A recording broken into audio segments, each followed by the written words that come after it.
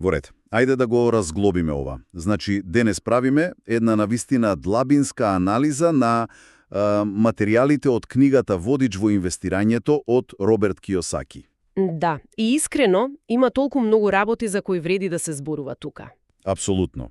Мисијата ни е некако да демистифицираме зошто 10% од луѓето контролираат дури 90% од богатството. И зошто оние стандардни совети за инвестирање што постојано ги слушаме, се наменети само за просечните. Точно. Сакаме да откриеме како размислуваат вистинските инвеститори.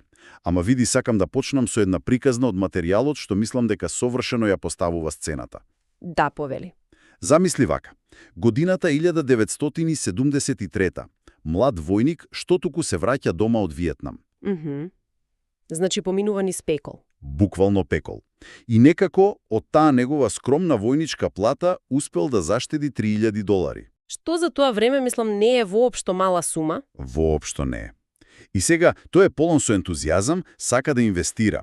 Седнува со својот така наречен богат татко, нели? И со пријателот Мајк и вели, еве, ги имам парите. Подготвен сум да инвестирам со вас во вашите приватни сделки. И тука доаѓа оној шокантен момент. Да. Богатиот татко го погледнува и му вели дека не може. Дека тоа би било противзаконски. Значи, чекај малку. Легално заработени пари, а му викат противзаконски е да ги инвестира. Она што е фасцинантно овде е дека системот е буквално дизајниран на тој начин.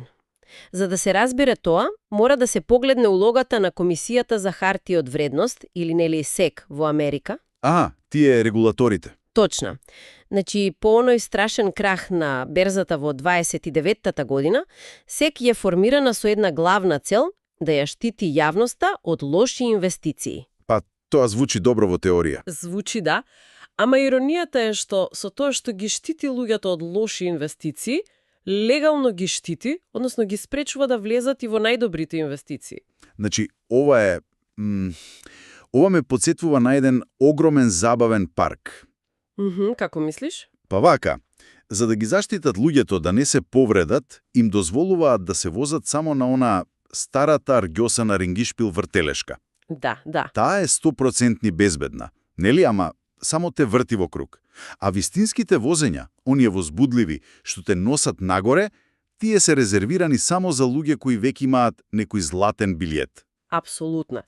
И тој златен билет има свое име.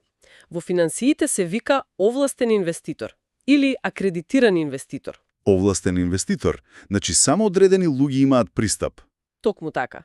Законот вели дека за да имаш пристап до овие профитабилни приватни сделки, мора да имаш годишен приход од над $200,000 или нето вредност од над $1 милион. Чекај, значи ако немаш веќе толку пари, тогаш вратите се затворени. За сите останати достапни се само тие санирани инвестиции, како заеднички фондови, обични акции. Вртелешката? Да, вртелешката. И затоа правилото 90-10 постои во финансиите. Нели знаеме за 80-20 правилото во други сфери. Парето принципот. Да, ама кај парите е поекстремно. 10% од луѓето заработуваат 90% од парите. И советот тука е едноставен, не биди просечен, бидејќи заштитата на средната класа всушност ја задржува во просечноста. Добро, ама ова отвара едно огромно прашање. Ако вратите се заклучени за обичниот човек, како воопшто се влегува внатре? Епа тука изворите прават една многу важна разлика. Постоje два света на парите. И не е доволно само да имаш висока плата за да преживееш во тој ексклузивен клуб. Значи не е само до парите? Не. Се работи за формулата ЕВИВ. Значи едукација, искуство и вишок на пари. Тоа води кон статус на софистициран инвеститор. Едукација, искуство и вишок пари. Значи, овластен инвеститор има само вишок пари, а софистициран има сето ова. Точно! Еве, размисли за филмските звезди или спортистите. Тие преку ноќ доаѓаат до огромен вишок на пари. Да, и често слушаме како банкротираат. Затоа што имаат само пари, нели? Ама немаат финансиска едукација и искуство. Ова покренува едно важно прашање за двата типа на финансиски проблеми во светот. Двата типа на проблеми? Мислиш проблемот да немаш пари и проблемот да имаш премногу пари. Луѓето мислат дека светот на сиромашниот татко, каде има недоволно пари, е единствениот проблем. Ама кога некој ќе добие на лотарија, тој пропаѓа бидејќи го знае само светот на недостиг. Не знае како да се справи со проблемот на премногу пари. Апсолутно. И тоа директно се надоврзува на основните вредности што луѓето ги бират. Значи, безбедност, удобност или богатство. Безбедност, удобност, богатство. И предпоставувам, мнозинството ја бира безбедноста. Повеќето луѓе бараат безбедна работа. Ама таа потрега по безбедност всушност генерира повеќе немаштија на долг рок. Само 3% го ставаат богатството на прво место. Овде станува навистина интересно. Значи, ако јас барам безбедност, тоа е како да градам шатор. Шатор? Да, поставувам обичен шатор колку да не ме врне денес. Значи сум безбеден за вечерва. Ама првата бура, нели, економска криза, инфлација, ќе го одвее шаторот. Одлична споредба. А од друга страна, ако целта ми е богатство, тогаш јас градам моćна тврдина. Ќе ми треба многу подолго време, ама ќе трае со генерации. Точно така. Тврдина. Ама ако менталниот склоп е нацртот за таа тврдина, градежните блокови се нешто што е потполно бесплатно. Бесплатно? Што е тоа? Зборовите и планот. Разликата меѓу богатите и сиромашните започнува со нивниот речник. Чекај, мислиш буквално на зборовите што ги користат секој ден? Буквално. Речникот на просечниот човек се врти околу добри оценки, сигурна работа, стипендии, бенефиции. Да, тоа е тој индустријски начин на размислување. Точно. А речникот на богатиот татко содржи термини како стапки на капитализација, финансиска полуга, проток на пари. Зборовите ги формираат мислите, а мислите реалноста. Значи, ако не го зборуваш јазикот на инвестирањето, не можеш ни да ги видиш можностите. Апсолутно. И тука доаѓаме до вториот дел – планот. Вистинското инвестирање е план, а не некаков продукт или магична процедура. Каков план?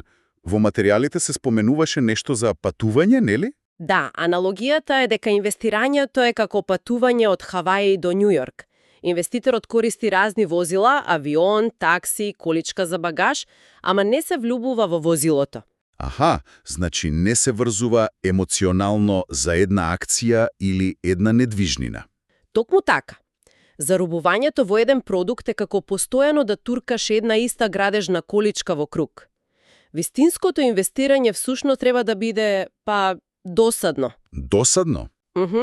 Механичко како рецепт за леп. Формулата од играта Монопол, 4 зелени куки, 1 црвен хотел. Тоа е се. Добро, чекај сега, морам тука да прекинам. Ако инвестирањето е толку досадно и е само следење рецепт, зошто сите не го прават тоа? Ако го поврземе ова со пошироката слика, луѓето не успеваат затоа што буквално не можат да поднесат досада. Сакаат возбуда. Бараат возбуда, диви шеми, некои магични криптоформули. Во материјалите се спомнува книгата на Джеймс О. Шенеси. Тој докажува дека чист, механички, досаден систем победува 80% од професионалните менаџери. 80%? Значи досадното победува. Ова е, искрено, потполно исто како фитнесот. Како мислиш? Види, планот за фитнес е досаден и потполно бесплатен. Кревај тежини и јади протеини секој ден. И толку. Ама луѓето упорно купуваат сложени справи за вежбање од телевизиска продажба, надевајќи се на некаква кратенка. Да, сакаат магично апче за 6 недели. Токму така. Ама следењето на тој досаден план сепак бара плаќање на некаква цена, нели? Бара цена, ама луѓето целосно погрешно разбираат во која валута се плаќа таа цена. Не е в пари. Не, цената на богатството се мери во време, не во пари. Време? Да. Автобуска карта од Лос Анџелес до Њујорк чини $100, ама трае 5 исцрпувачки дена. Авионската карта е $500, ама трае 5 часа. Значи сиромашните се обидуваат да заштедат пари преку скржавост. Да, и трошат огромно време за да зачуваат малку пари, а богатите го прават спротивното. Тие купуваат време. Што значи сето ова? Просечниот човек всушност ги гледа парите како некаква магична напивка. Аха, што мора да се чува во шише. Буквално. Ама вистинскиот инвеститор ги гледа парите само како гориво. Ако не го согориш горивото за да се придвижиш напред, да купиш време или едукација, на крајот горивото ќе испари од инфлација, а ти ќе останеш и без време. Апсолутно се согласувам. Силната емоционална врзаност за парите води до немаштија. Луѓето мислат дека самото инвестирање е ризично. А не? Не лежи ризикот во инвестирањето. Ризично е да се биде надвор од контрола. Тоа е како да возиш автомобил на автопат, ама без да го држиш воланот. Тоа звучи застрашувачки. Па да, и тука е клучната позиција на масата. Вистинските инвестиции се прават од внатре, преку бизнис. А не како индивидуалец. Точно, богатите не инвестираат како индивидуи. Нивните бизниси купуваат средства, бидејќи даночните закони се пишувани за оние во квадратот на бизнисот. Затоа инвестирањето во едукација, она ЕИВ формула, е најголемата заштеба на време на долг рок. Значи, дури ако изгледа скапо на почетокот, всушност ти купува години слобода. Да, бидејќи те става во контрола на воланот. Неверојатно. Значи, ако треба да сумираме се што поминавме денес, почнавме од сфаќањето дека постои она VIP соба за инвестиции, која бара статус на софистициран инвеститор, нели со едукација, искуство и вишок пари. Потоа видовме дека се почнува со бесплатната моќ на промената на финансискиот речник. Па прифаќањето на тој досаден механички план наместо бркање возбуда.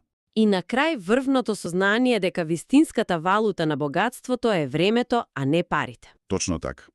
И за самиот крај, сакам да оставам една мисла за размислување. Нешто што некако ми дојде додека зборувавме. Ајде! Значи, ако зборовите на вистина ги формираат мислите, а мислите ја создаваат реалноста, што би се случило ако следната генерација колективно, целосно го отфрли тој речник од индустриското време? Ау, тоа е моќно прашање. Нели?